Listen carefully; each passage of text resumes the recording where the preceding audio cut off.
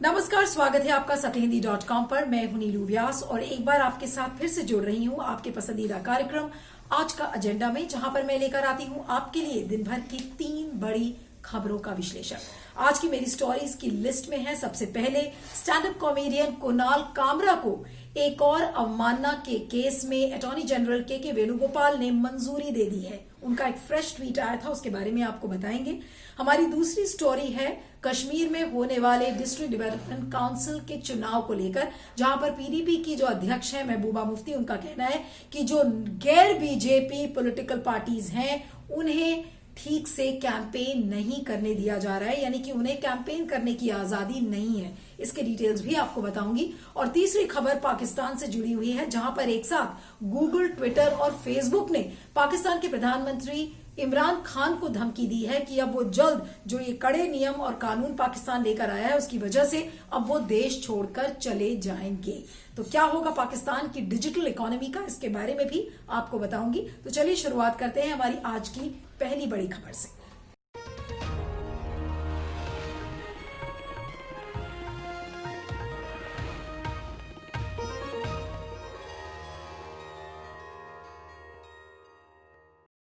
तो चलिए बात करते हैं stand up comedian Kunal Kamra की। आपको याद होगा कि कुणाल कामरा को कंटेम्प्ट के केस में एक बार मंजूरी मिली थी। जब उन्होंने अर्नब गोस्वामी को जब बेल मिली थी तो उन्होंने बहुत सारे ट्वीट्स, 4-5 ट्वीट्स एक साथ सुप्रीम कोर्ट के लिए किया था, जिसके बाद अवमानना के केस में यानी कि कंटेम्प्ट केस के लिए उन्हें मंजूरी मिली थी। लेकिन अब फिर से एक बार 18 नवंबर को कुणाल कामरा ने एक और ट्वीट किया है और वो थोड़ा सा बेमतलब सा लग रहा है कि कुणाल कामरा ने ऐसा क्यों किया। हालांकि उनका एक डिफाइंड सा एटीट्यूड रहा है। उन्होंने कहा है कि जो सुप्रीम कोर्ट जो पर्सनल लिबर्टी है यानी कि व्यक्तिगत आजादी का जो मामला है उसको लेकर सुप्रीम कोर्ट सीरियस नहीं है। इस बात को लेकर उन्होंने कहा था कि किस तरीके से अर्नब गोस्वामी को इतनी जल्दी बेल मिल गई क्योंकि वो प्राइम टाइम के लाउड स्पीकर थे और जो बाकी जो ऑर्डिनरी सिटीजन हैं वो आज भी बेल के लिए जूझ रहे हैं। तो इन बातों को उन्होंने लिखा था। इसको लेकर उन्होंने और भी ट्वीट्स किए थे। पिछली अपनी जो अवमानना का केस था उसमें उन्होंने एक ट्वीट में ये भी दिखाया था कि किस तरीके से एक सुप्रीम कोर्ट की इमेज उन्होंने दिखाई थी जिसमें कि सुप्रीम कोर्ट पूरा भगवा रंग से भरा हुआ है और उस पर बीजेपी का झंडा लहरा रहा है। तो इस तरीके के ट्वीट्स को लेकर उनके खिलाफ पहला अवमानना का केस किया गया था। अब जो 18 तारीख को ट्वीट कुणाल कामरा ने किया है, उन्होंने अपनी मिडिल फिंगर और इंडेक्स फिंगर एक एयरप्लेन के विंडो से दिखाई है और साथ में एक कैप्शन है कि one of these fingers is for Chief Justice of India S.A. Bobde and okay, let me not confuse you, it is the middle finger। तो इस तरीके से उन्होंने एक बहुत ही अश्लील और दुर्भाग्यपूर्ण एक कमेंट लिखा है ट्विटर पर। भले ही वो अपनी बातों को कह रहे हो कि नहीं हम जुडिशरी को नहीं मानते और जुडिशरी को धता बताते हुए वो ये कह रहे हैं कि हम अपने ट्वीट्स को डिलीट भी नहीं करेंगे जैसा उन्होंने पिछली बार कहा था। तो लेकिन जब ये 18 नवंबर का जो ट्वीट वायरल हुआ उसके बाद इलाहाबाद हाईकोर्ट के एक वकील है अनुज सिंह, उन्होंने कंप्लेन किया अटॉर्नी जनरल के वेणुगोपाल को, जिसके बाद के वेणुगोपाल ने इसकी संज्ञान लिया और उन्होंने एक चिट्ठी लिखी ये एक्सप्लेन करते हुए कि वो क्यों इस पर क्रिमिनल इसमें कंटेम्प्ट केस की मंजूरी वो क्यों दे रहे हैं। तो के वेणुगोपाल का ये कहना है, उन्होंने बिल्कुल साफ शब्दों में ये लिखा है कि ये बहुत ही अश्लील ट्वीट है और कहीं ना कहीं सुप्रीम कोर्ट की अथॉरिटी को अंडरमाइन करता है और साथ में सीजेआई यानी कि चीफ जस्टिस ऑफ इंडिया ऐसे बोबडे की कहीं ना कहीं इंसल्ट भी है। इस बात को लिखा है और इसके आधार पर वो इस अवमानना का केस के लिए मंजूरी दे रहे हैं कुणाल कामरा के केस में। तो आज बात इसकी नहीं है कि जब फ्रीडम ऑफ एक्सप्रेशन और हम पर्सनल लिबर्टी की बात करते हैं तो कहीं ना कहीं एक लक्ष्मण रेखा ड्रॉ करनी पड़ेगी। आज चाहे वो स्टैंड अप कॉमेडियन हो चाहे जो भी हो, लेकिन किसी को ये आज राइट नहीं है कि बिल्कुल किसी एक इंस्टीट्यूशन या इंस्टीट्यूशन के हेड के खिलाफ खुलकर इस तरह से बोले और इस तरीके की एक अश्लील भाषा का इस्तेमाल करे। इसके पहले जो उन्होंने लिखा था और जो ट्वीट्स किए थे उसको लेकर एक भारी समर्थन भी मिला था कुणाल कामरा को, लेकिन जो इनका 18 नवंबर का जो ट्वीट है उसमें वो उनको ज्यादा सपोर्ट मिलता हुआ नहीं दिख रहा है। अब इस केस को मंजूरी मिल गई है। अब कब रैंडम डेट्स, कुणाल कामरा से मैंने भी फोन पे बात किया था और कुणाल कामरा ने इस बात को कहा कि उन्हें रैंडम डेट्स अभी मिल रही हैं और कब इस केस की सुनवाई होगी, लेकिन जब भी होती है तो बात यहां पर आकर अटकती है कि जो पर्सनल फ्रीडम है, right to freedom of expression है, पर्सनल लिबर्टी है, और जो कंटेम्प्ट ऑफ कोर्ट का मामला है वो एक बहुत ही फाइन लाइन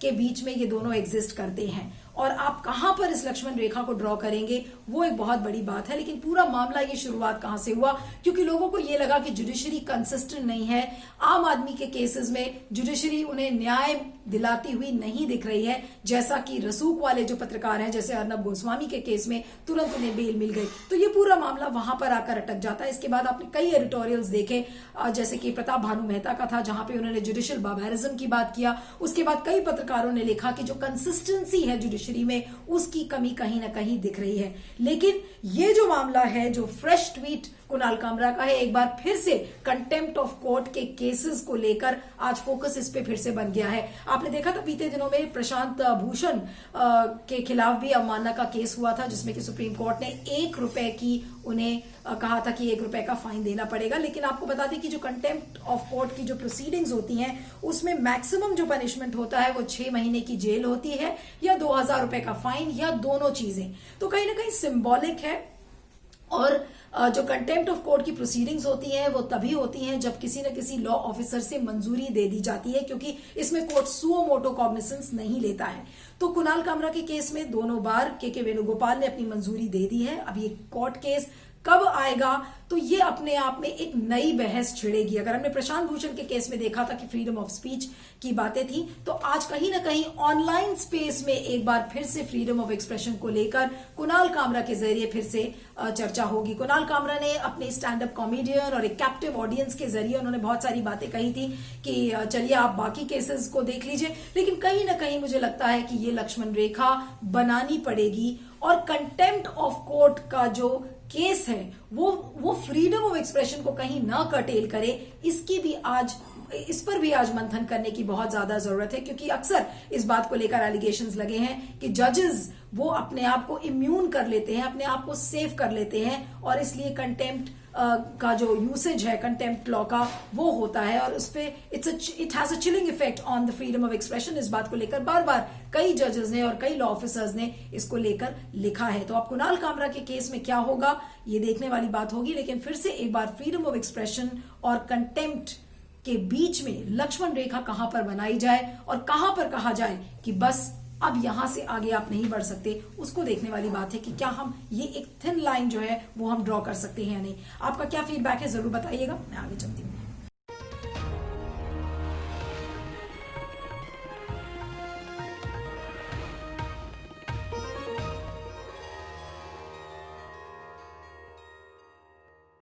आइए बात करते हैं कश्मीर में होने वाले डिस्ट्रिक्ट डेवलपमेंट काउंसिल के चुनाव को लेकर, जहां पर बीजेपी वर्सेस जो गुपकर अलायंस है उनके बीच में एक कांटे की टक्कर वहां पर नजर आ रही है। जहां तक अभी तक कैंपेन की बात है, जो कैंपेन श्रिल की बात है, जो कैंपेन पिच की बात है, तो ऐसा लग रहा है कि इस समय वहां पर जो ये चुनाव है वो धारा 370 के लिए एक रेफरेंडम साबित होगा।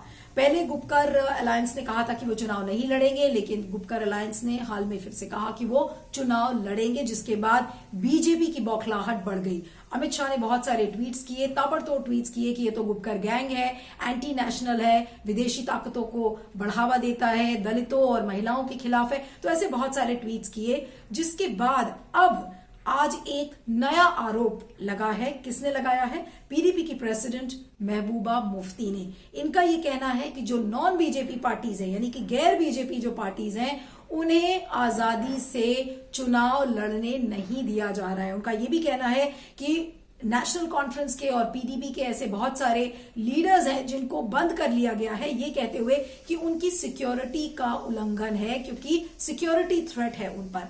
तो महबूबा मुफ्ती का ये कहना है कि इन सारे लोगों को एक लेवल प्लेइंग फील्ड क्यों नहीं मिल रहा है, इस बात को लेकर काफी महबूबा मुफ्ती ने बोला है। उधर जो कश्मीर के आईजी हैं विजय कुमार, उन्होंने भी कहा है कि कैंडिडेट्स को हमने एक डबल लेड सिक्योरिटी दिया है, लेकिन सिक्योरिटी के आधार पर इन लीडर्स को बंद कर दिया गया है। अब आपको बता दें कि जो जैसे नेशनल कॉन्फ्रेंस के जो लीडर हैं नसीर असलम वानी, उन्होंने कहा है कि आप कैसे एक्सपेक्ट कर सकते हो कि लोग सिर्फ 12 बजे और 3 बजे के बीच में ही कैंपेन करेंगे और उसके बाद नहीं करेंगे, क्योंकि वहां पर शायद पुलिस वालों ने इस टाइम को तय किया है। तो नसीर असलम वानी का ये कहना है कि 3 या 4 घंटे हमारे लिए काफी नहीं है। और एक और बात जो उन्होंने बहुत सिग्निफिकेंट बात एक कही है, उन्होंने कहा है कि बीजेपी या तो इस बात को मान ले कि वहां पे हालात सामान्य नहीं है, क्योंकि बार बार ये कहा जा रहा है कि सिक्योरिटी थ्रेट था। तो अगर सिक्योरिटी थ्रेट है तो इसका मतलब हालात सामान्य नहीं है, और हालात अगर सामान्य है तो वहां पर जो चुनावी कैंडिडेट्स हैं उनको फ्रीली कैंपेन करने नहीं दिया जा रहा है। तो जो गुपकर अलायंस के जो लीडर्स हैं उनका एग्जैक्टली यही कहना है।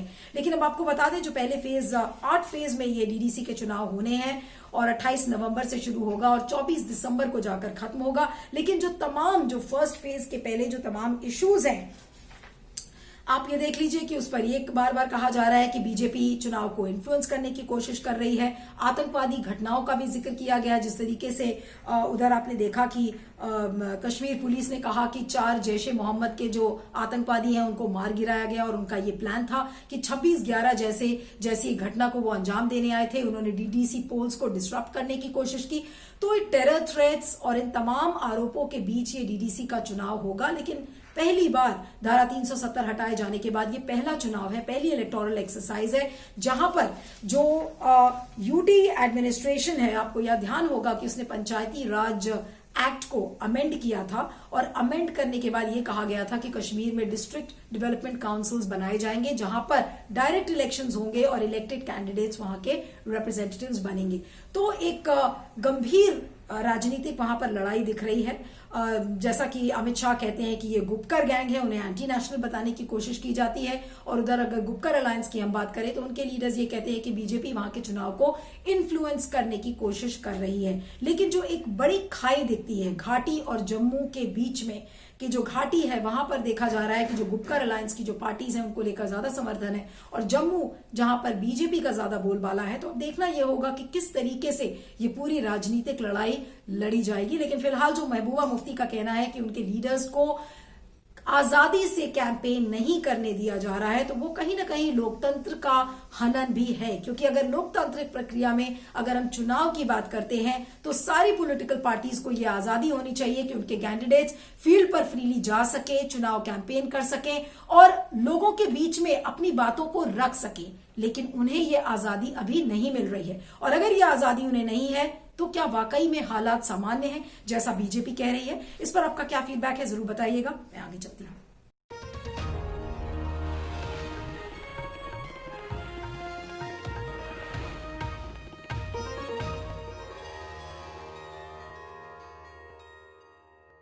आइए बात करते हैं पाकिस्तान की, जहां पर एशिया इंटरनेट कोएलिशन, ये एक ऐसी बॉडी है जो कि गूगल, फेसबुक और ट्विटर को रिप्रेजेंट करता है। और उन्होंने एक चिट्ठी लिखी है पाकिस्तान के प्रधानमंत्री इमरान खान को कि जो कड़े डिजिटल गाइडलाइंस और नियम और कानून अभी हाल में पाकिस्तान ने बनाए हैं, उसकी वजह से ये तीनों कंपनीज देश को छोड़ देंगी। ऐसी धमकी दी है इन तीनों कंपनीज ने पाकिस्तान को। उन्होंने ये लिखा है कि जो ये तीनों कंपनीज हैं उन्हें टारगेट किया जा रहा है। अब आपको बता दें कि ये जो पाकिस्तान ने नए नियम और कानून बनाए थे डिजिटल कंटेंट को लेकर, तो उसके हिसाब से अगर आप एक एंटी इस्लाम कंटेंट परोसते हैं लोगों के बीच में, या हेट स्पीच परोसते हैं, या फिर पोर्नोग्राफी दिखाते हैं, तो आपको, अगर आप नहीं हटाते हैं उस कंटेंट को, तो आपको $3 मिलियन से ज्यादा का जुर्माना भरा जाने को कहा गया है। इसके अलावा आपको यह भी बता दें कि पाकिस्तान और क्या क्या चाहता था इस नियम कानून के जरिए। इस नियम कानून के जरिए पाकिस्तान चाहता था कि जो इंटरनेट कंपनीज हैं वो अपने ऑफिसेस पाकिस्तान में बनाएं। इसके साथ उन्होंने कहा था कि जो डेटा है वो डिक्रिप्टेड होना चाहिए और रीडेबल फॉर्मेट में होना चाहिए, यानी कि ताकि पाकिस्तान की सरकार उसे पढ़ सके। तो कोलिशन ने ये कहा है कि ये एक तरीके का फ्रीडम ऑफ एक्सप्रेशन का कर्टेलमेंट है, फ्रीडम ऑफ एक्सप्रेशन को दबाने की कोशिश है। और उन्होंने साफ इस बात को लिखा है कि ये जो गाइडलाइंस हैं वो पाकिस्तान की डिजिटल इकोनॉमी के लिए एक बड़ा धक्का है। जितने भी साइबर एक्सपर्ट्स हैं उनका ये कहना है कि ज्यादातर अगर देखा गया है, आप कितनी भी कंट्रीज को उठा के देख लीजिए, कभी भी इस तरीके से एक यूनिफाइड अप्रोच गूगल, फेसबुक और ट्विटर ने नहीं लिया है। और ये थोड़ी सी अनयूजुअल बात है कि तीनों कंपनीज अगर एक साथ धमकी दे रही कि वो देश छोड़ देगी, तो कहीं ना कहीं उनके कहने में भी कुछ सच्चाई है। और आपको ये भी बता दें कि इमरान खान ने अपने नियम कानून के जरिए ये भी कहा था कि जो अनलॉफुल कंटेंट है अगर उसे आप 24 घंटे में नहीं हटाएंगे तो आपकी कंपनी के खिलाफ एक्शन लिया जाएगा। अब हाल में टिकटॉक भी बैन किया गया था। अब पाकिस्तान में कुल मिलाकर 70 मिलियन इंटरनेट यूजर्स हैं और अभी हाल में देखा गया था कि भारी मात्रा में, बहुत भारी संख्या में जो युवा वर्ग है पाकिस्तान का, उसने यूट्यूब और इंटरनेट के जरिए पैसे भी कमाने शुरू कर दिए थे।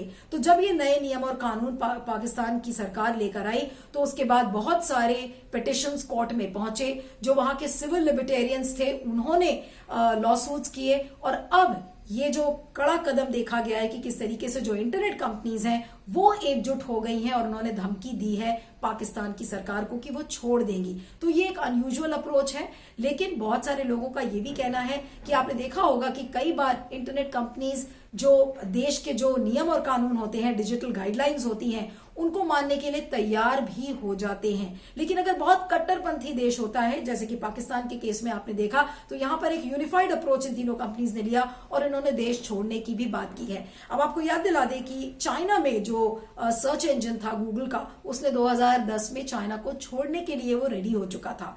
और तो ऐसा हर देश में नहीं होता है, लेकिन पाकिस्तान के केस में देखा गया है कि यहां पर इन तीनों कंपनीज ने एक साथ धमकी दी है इमरान खान को। अब इस पर सरकार की क्या प्रतिक्रिया आएगी? अभी सोर्सेज के हवाले से ये खबरें आ रही हैं कि शायद जो रूल्स एंड रेगुलेशंस हैं उसको थोड़ा सा मंद किया जाएगा ताकि ये कंपनीज रुक सके, क्योंकि एक बड़ी डिजिटल इकोनॉमी चलती है और अगर ये तीनों कंपनीज चली गई, क्योंकि एक जैसा मैंने आपको बताया कि 70 मिलियन अगर जिस देश में इंटरनेट यूजर्स हैं, अगर वहां से अगर ये तीनों कंपनीज विड्रॉ कर लेंगी तो वो देश एक डिजिटल अंधकार में चला जाएगा।